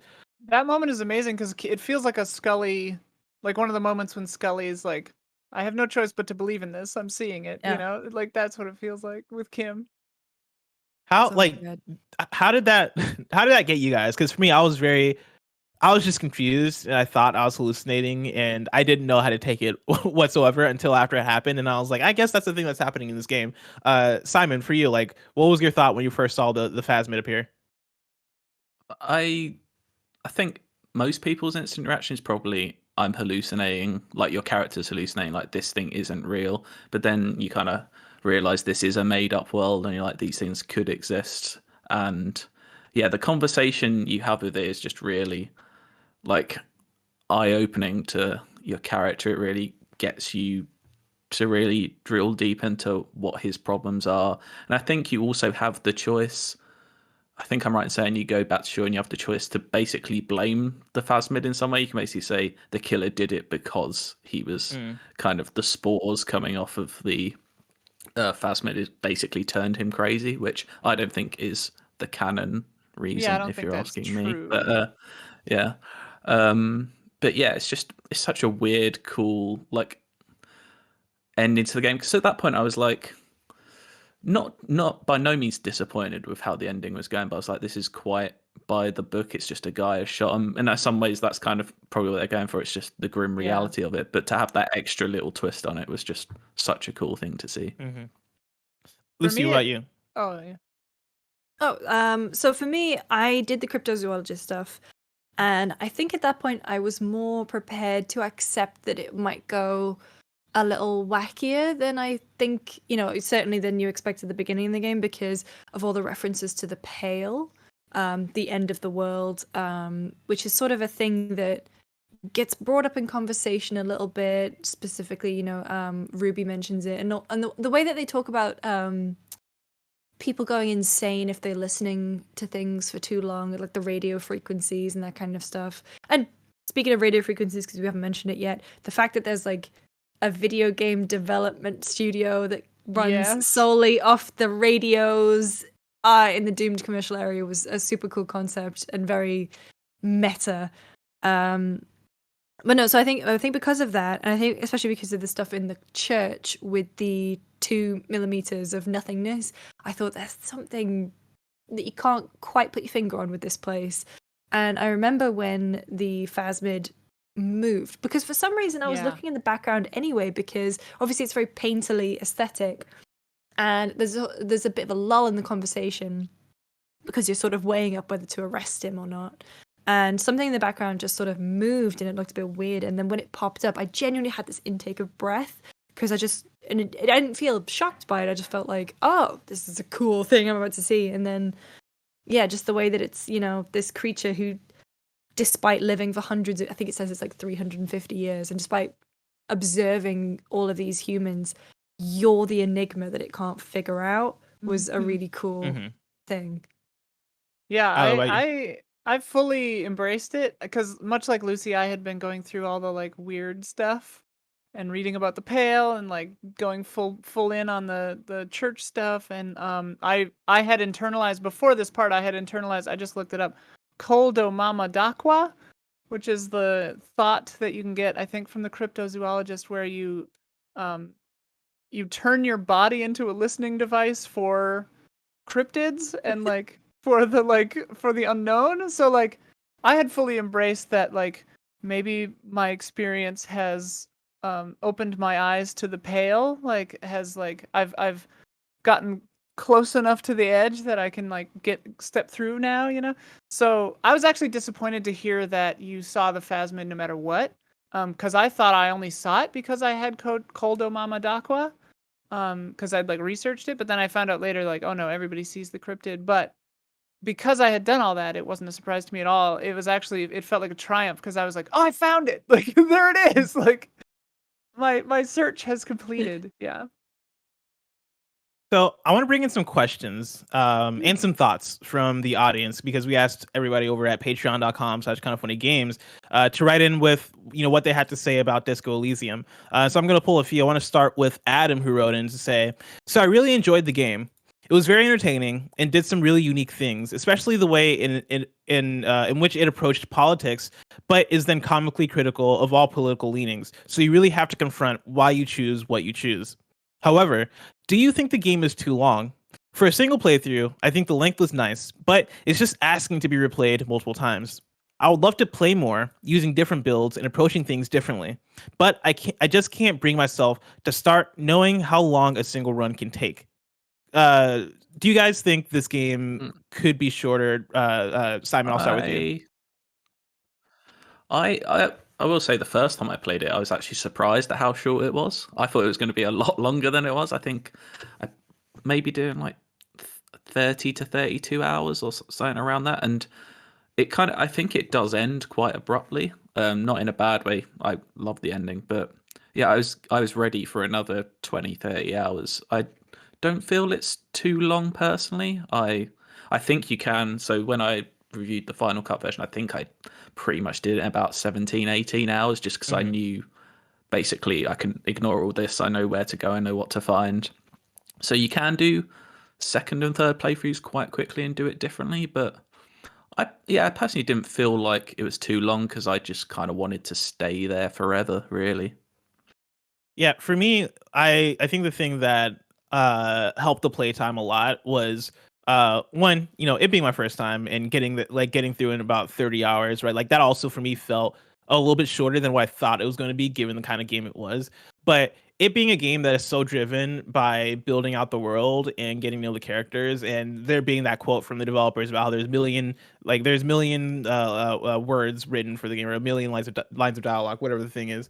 It feels like, for me, if I play again, I might end up having, first of all, having a shorter playthrough because I know like how to get from point A to point B now. But then also, there's still going to be enough there for me to feel like I'm having a brand new experience. And so, despite me opening the church and doing all that stuff, my first playthrough and a second playthrough, I might lean more toward being ultra liberal and talking to the crypto fascists or cryptozoologists and going down that quest line, or going down quest lines that I didn't go down before. Like, it feels like there's a lot of opportunity to just explore the world more and get to know the world more.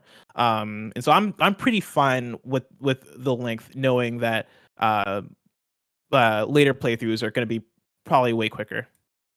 Yeah, it's crazy short for a CRPG, but maybe double long for a typical detective game. So yeah, it's kind of a weird middle ground. But I think if you wait a few years between playthroughs, it's certainly not the kind of game like Resident Evil Village, right? Where like you immediately want to start your New Game Plus or whatever. This one for me, like having played it when it came out and doing a second playthrough right now, it's really fun to rediscover things and go a different, like I'm going like the sensitive route now this time, the middle path or whatever on the character creation screen. And just already all the little tiny differences, and the writing is just so rich that it feels like a different game almost. Yeah, so if you have enough space in between, but certainly it's not. It'd be interesting to see like if they implemented some kind of chapter or speedrunning kind of system. Like obviously it would ruin the point of the game in some ways, but it would be a different experience. Speed reading. Speed reading, yeah. Well, that's the thing. So my reading speed, this is not a humble brag at all, because what I make in speed, I lack in comprehension and retention, is that my reading speed is exceptionally fast. And so for me, my full playthrough was about 17 hours. Oh, wow. But I did most of the things in the game. I'm just one of those people who will just skip through dialogue. And even though the voice acting in the final cut is fantastic, like whoever is doing sort of the main narration does such an incredible job. The deep voice, which is kind of half mocking and half sympathetic, is like wonderful. But I am like that person who will just like, I will go through it. So yeah, this one for me took 17 hours of the final cut, and like I said, I did most of it. So I think, I don't know, could I speedrun Disco Elysium? Now I want to see a Lucy speedrun. I want to know what that looks like. Just knowing that you're fucking reading at 1,000,000 miles per hour. I mean, I wonder what the fastest you can finish that game in about 3 minutes because you can die from a heart attack straight away. Right, That's true. Which I did on my very first technically finish it in my about very first outing. I did. I want to my roommate heard me playing it the other day because I played it originally on my PC and then I have it on my PS5 now too. And it was like the narrator that you were talking about, Lucy, was just reading some book. It was like whatever, some innocuous thing.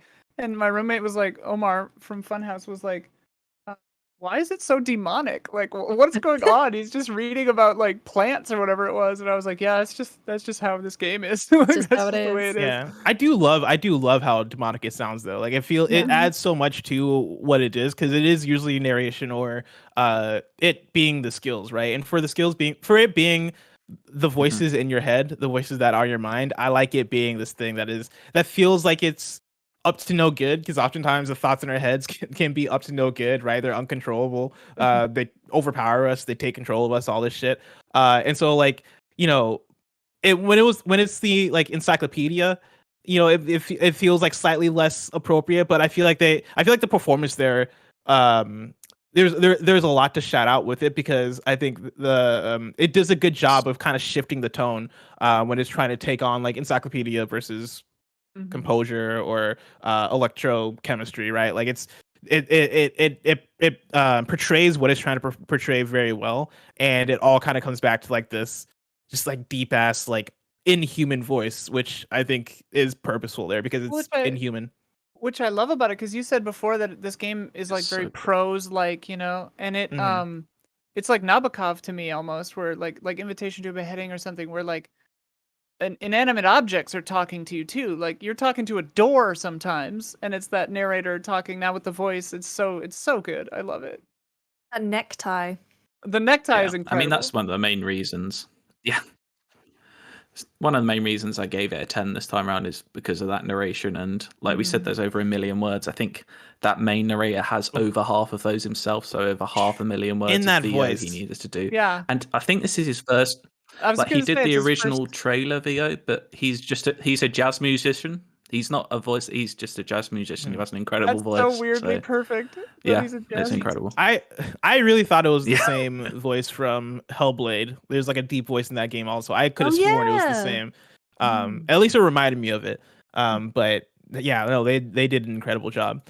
I want to pull in another question from DRO87 who wrote in to say, I was really excited to play Disco Elysium. I love RPGs and was intrigued by the premise and praise heaped upon the game when it originally released. While I overall enjoyed the game, my experience was plagued by frequent crashes, more so than Cyberpunk 2077. Additionally, I found the game's design to be incredibly frustrating in parts. For example, in order to advance the story, you eventually must go to sleep. Through the first 2 days in the game, the only place you can sleep and not receive a game over is at the Whirlwind Rags, which requires 20 real per night. If you do not plan for this expense and do not book the room before 10 p.m. each night, you literally are blocked from advancing the game and will have to reload a prior save or restart the game. This exact scenario resulted in me having to scrap my initial playthrough and restart with the intent of saving money for the hotel room. Overall, I found the game to be entertaining and reminiscent of point-and-click adventure games of old that I adore like Grim Fandango, but felt that the game could do a better job of explaining certain mechanics to the player to avoid unnecessary headaches or frustration. If you like adventure games, Disco Elysium should be right up your alley. I want to take that and ask you guys, does the game run the risk of being unfriendly to new players? And do you think that's a problem with the game? The floor is yours. I'm not even going to throw it to anybody. I'm going to let you guys jump in. I didn't know that. Does that mean this listener wasn't offered the hubcaps, or can you choose to refuse those and sell them? Because I think that's probably how most people get the money for that first night. Is Kim offers you some hubcaps that are in his car that you can sell for a lot of money. I don't know how everyone else did it. Yeah, I but think that's how I did it definitely also. I did it. And also, every like, you time. can you can just sit. Yeah, You can be a homeless cop. Like, you can sit on a keep bench Hobo at Cop. like 2 a.m. Yeah, Hobocop. Yeah, I didn't realize you got a game over if you. I don't think you Did do, that, right? Like, doesn't it go I'm not on to the next sure. day? I don't know. I read about this Mm. like when I first played. I Yeah. remember Definitely. Yeah. It's definitely an obtuse game though, and like, yeah, there's no hand holding going on. Like, there's a lot of systems to learn. Like the thought cabinet alone, I remember when I was first reviewing it, like trying to explain what the thought cabinet was in like 2 paragraphs is almost impossible. Like, it's such a bizarre concept. I to still have in don't the game, completely understand and it. Like, I used it. I have like- I have like 6 thoughts, I think. Yeah, I have like 7 different thoughts that are internalized, and I don't entirely still understand how it works. Like, I assume that's just stat buffs based off of things that you said or things that you thought. Story yeah, unlocks you're kinda basically too, just like- putting random things in there. Yeah. Yeah. Yeah. You know, you're just kind of getting random perks, aren't you, over time?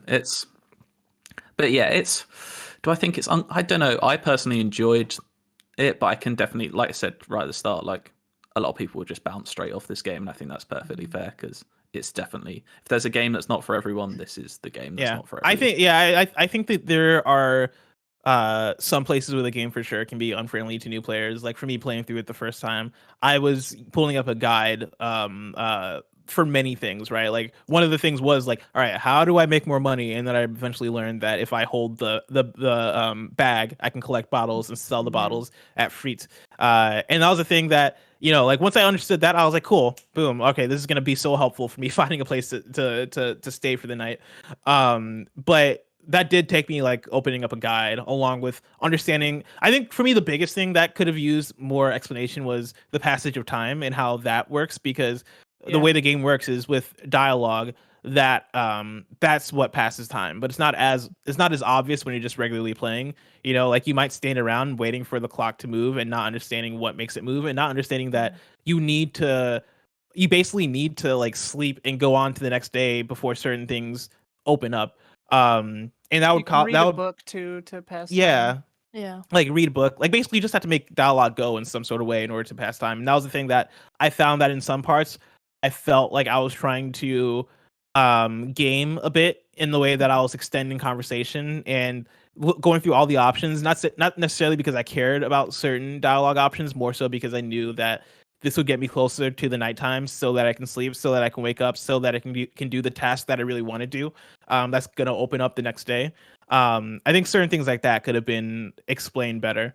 But like aside from that, I feel like I think the a lot of the game is about discovery and understanding what makes the world tick. And so even with things like politics and your political alignments and figuring out where you stand on things, you know, like I mentioned this before, but I kind of like the idea of, all right, yeah, we're just gonna throw you in the middle of this, and you like where you align yourself politically might your first inkling might be to just echo what your real life leanings are, you know, which caught me in this weird place between communism and centrism.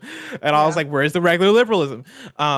But you know, like those are the type of things that I appreciate. Like I like being able to discover the world in that way and have it be like a blank slate, because you are a character with amnesia. But time passage is like the one thing where I was like, man, I wish they were a bit straightforward with this. Did I you think ever I had get the? Oh, go ahead. I was just gonna say I think I had the same problem, but I think I must have looked it up soon enough, so I still had enough hours to make money. But I remember looking that up, being like, how I'm stuck. I'm gonna get in a fail state here if I don't. There's I also remember plenty looking of that junk up. you can sell too, which helped me a Yeah. lot. Did you get the voiceover lady to give you help? Every so often, Of the tutorial lady? the tutorial lady would just sound like great voice, but didn't fit. It was like, Mhm. "Do Not you at all. save your game?" Like I was like, all right, Yeah. you I could didn't just laugh even know at that us. existed. Yeah, I would Love have that that every they now and then voiced too. that too. That's pretty Yeah. crazy. And she has a name too. It's not even like just tutorial. It's like tutorial agent, I think is what it's called. Yeah. Something Yeah, along something those like lines. that. Yeah, which I always thought was pretty funny. Very Eve Online. I got one more question I'm going to pull in from Madeline, aka Mad Exposure, who writes in to say, just wanted to write in to gush about Disco Elysium. Despite hitting a bunch of bugs, I was chomping at the bit to keep playing this game. I love how free you are to do things in whatever order you like, and the dice rolling system that is super forgiving in most instances. The writing and the way they handle the story is just so engaging. So my question is, why are there not more detective games and more detective games like this? They're very, very hard to do well. This one took Yes. like 5 years to make, I think. Mm. Even longer. I mean, there Yeah. are detective games, just not like this. I mean, there's a new Sherlock Holmes coming out, right? Yeah. And there's There's a new what's the Yakuza one? Judgment. Oh, Judgment. Judgment 2. Judgment. yeah, Judgment 2, Judgment. Hmm. Terminator 2, Judgment. Yeah, Day. I love a detective game, but yeah, I agree. There aren't enough Yeah. of them. But like we said, Very hard to make. Very hard to Very make. hard to make. Like I think it's very hard to make a detective game where the case is very interesting, but then also as a player you feel like you have the freedom to solve it. You know, you have agency. You know, I think that's a very difficult thing to pull off because, Yeah. again, like toward the beginning of playing Disco Elysium, I think I liked a lot was the field autopsy and being like, okay, cool, let's go through all the shit. Let's figure out what all the possibilities could be in terms of how this body was murdered and all this stuff, right? Okay, cool. Now let's go interrogate everybody. Let's walk around the town. Cool, I can talk to anybody and ask them about the case. Sweet. All right, cool. Now let's do the what angle did the bullet come from? Like that takes so much work, and playing it you could tell that it takes so much work and so much writing to really sell it. And I think that just gets super difficult. And it's a big undertaking for a genre too that probably isn't going to sell like crazy. You know, Right. like Disco Elysium is more of a lower key game, and it came to prominence because it was a critical hit and it won Game Awards and all these different things. Because it's well made, but you know, Well, making a that's- detective game isn't the most popular, I think, idea in terms of let's make a hit game.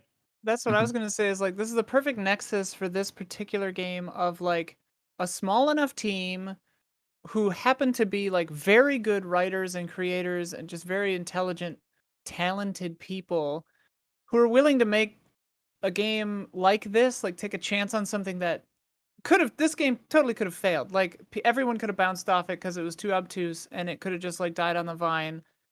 But this time it hit, and it's rare that all of those things line up perfectly. Mm-hmm. I mean, I just take getting a detective to work out why I'm getting so much lag on this call at the moment, to be honest. So that's what I'd like. If someone can make a game about that, I'll play it because I need to know. One thing that has been a recurring theme in the last couple of questions is people saying bugs. Like, I was going to bring that up. Yeah. Experience, because I've had one crash throughout my entire thing. It was a little buggy when it first launched, but the first couple patches on PlayStation fixed it for me. I've not played it on PlayStation yet. I've only played it on PC every time. So I did hear at launch it was almost unplayable on PlayStation at times, just because you really couldn't even select what you wanted. So that is a shame because it's such a good game and so many people might have bounced off at that point, which I hope they didn't. If you did bounce off, I think it's been patched. Fine now. Yeah, I think it's absolutely fine now. So yeah, it's a shame. When I first booted it up, as soon as I spec'd out my character, the next screen my game crashed, and I was like, "Oh no, here we go." But after that, it wasn't as bad. Like there would be things here and there and hiccups, and I feel like the game, for a point and click adventure game, that doesn't translate perfectly to playing it with a DualSense controller. There are things where I'm like, cool, just open the door, just go through the door, and my character like readjusts and like tries to walk to the spot to talk to someone. It's just like you don't have to. Oh, okay. And like, why am I walking backwards so I can go through a door? Just go through the door. Stuff like that can get frustrating and is very noticeable. But my later on, because I started the game, took a break, and then went back to it later. When I went back to it, and I think it was a few patches in, and I didn't have as many problems, thankfully. I also had a problem early on where where dialogue wasn't going though, pre-patch. I had that. Yeah, that was cutting out a lot, and I was very frustrated because I was like, that's the reason I played this version, because I didn't want to read everything. I'm not Lucy, damn it, I can't read a billion words in a second. But before we wrap up the spoiler cast, I want to go around and ask final thoughts on Disco Elysium, the final cut. Let's start with Isla. I love it. I wrote down 2 quotes that I loved from a recent playthrough. This first one is "solve the world one conversation at a time," which I just thought was perfect summation of the whole thing. And then this other one just rang kind of interestingly. It said, "A state that has lost the faith of its people has forfeited the right to exist," which I thought I was like, damn. Wow. This game has a lot of quotes, man. This game has like so many every quotes. Every 2 seconds. Yeah. But yeah, it's just such a special game, and it's so well written, and the characters are so good. I love every pixel. Lucy. I mean, echoing what Isla just said, like, I love it. I think there's everything about it. I think one thing that we haven't really talked about is the music and just the melancholy as you're walking around whirling in rags. And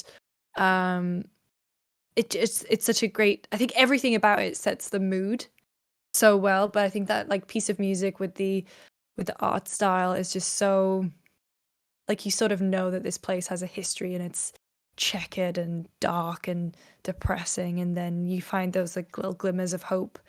And yeah, some of the best writing I've ever seen in games. And despite like little clunky bits that take some getting used to with regards to how you move and interact with the world, you kind of fall into the rhythm of it, and it's got this genuinely just such an interesting through line. And then like it just splits off into a million other interesting through lines like cryptozoology.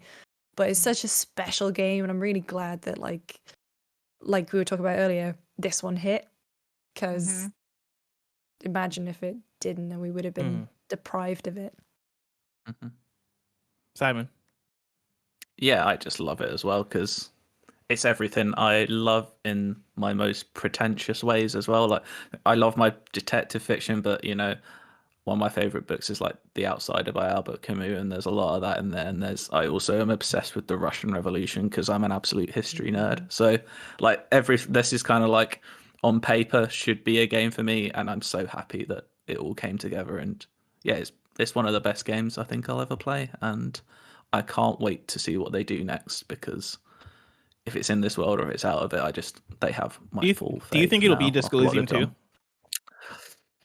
I'm not surprised. It'll be different. They've spent basically their whole lives building this world and this lore and this, like, it'll be set in this world, whatever that game is. I don't think it'll be a direct sequel. Let me play as Kim is what I'm saying. Yeah. But I don't know how that I'm works. thinking Jamrock would but, be you pretty know. sick. Like seeing the Captain Nightmare side of this world would be kind of interesting.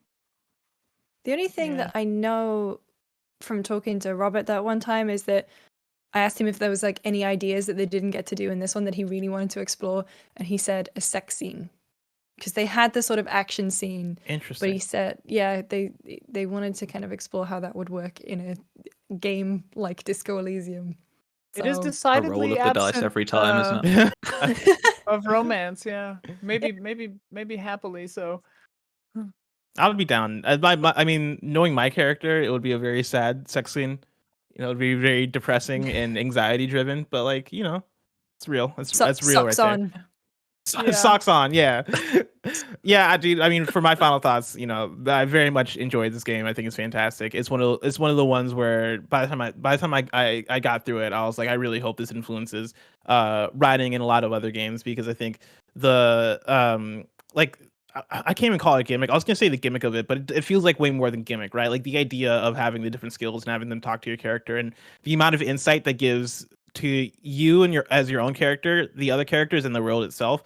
I think is just so well done, and it's done with such quality, and that's probably the thing I appreciate the most, along with like the true role playing aspects of it. And so, shout out to Disco Elysium, and thank you all for joining me on this Spoilercast. It's been a pleasure having you. Where can people find your work? That's going to be the question I ask y'all. I'm going to start with Simon. You can find me on IGN.com. Video producer, but I write stuff every now and then, do a bit of everything. You can find me on Twitter at Cardy Simon as well, like Carly Simon, but with a D. So there you go. Lucy James, where can people find your work? Well, I'm on Gamespot.com, youtube.com/Gamespot. And yeah, just like one final pimp. Like if you are interested in Disco Elysium, please watch the interview we did with Robert Kurvitz. Loads of interesting stuff about the thought cabinet and how that gameplay mechanic nearly sunk the entire studio. Which is, he said they worked on it for like 18 months, and at one point they were just convinced it was going to bring the whole game down. So that was probably one of my favorite interviews that I've ever done. So if you like Disco, please go watch it. And I'm on Twitter at Lucy James Games, tweeting bad jokes. Hell yeah. Isla, where can people find you? Easy Allies, patreon.com/Easy Allies. Assuming that in the future of the past, I successfully changed my Twitter handle. Find me on Twitter. But I have to. Have you checked to see the Twitter handle that you want is available yet? The Twitter handle I want is available Okay, right thank now. I'm not saying it out loud, but because we're filming this before I've come out. Thank you all for playing ball with that, by the way. Of course. It was stressful. Congratulations, by the way. Yeah, Thank you. Weird congrats. big life change, but yeah, find me on Twitter. Hell yeah. Of course, this has been PS I Love You XOXO, your PlayStation podcast. Each and every week, we get together to talk about the hottest topics in PlayStation. We've got a Patreon post show for those that are subbed at the silver level of patreon.com/kindoffunnygames, so stick around for that. Otherwise, until next time, it's been our pleasure to serve you.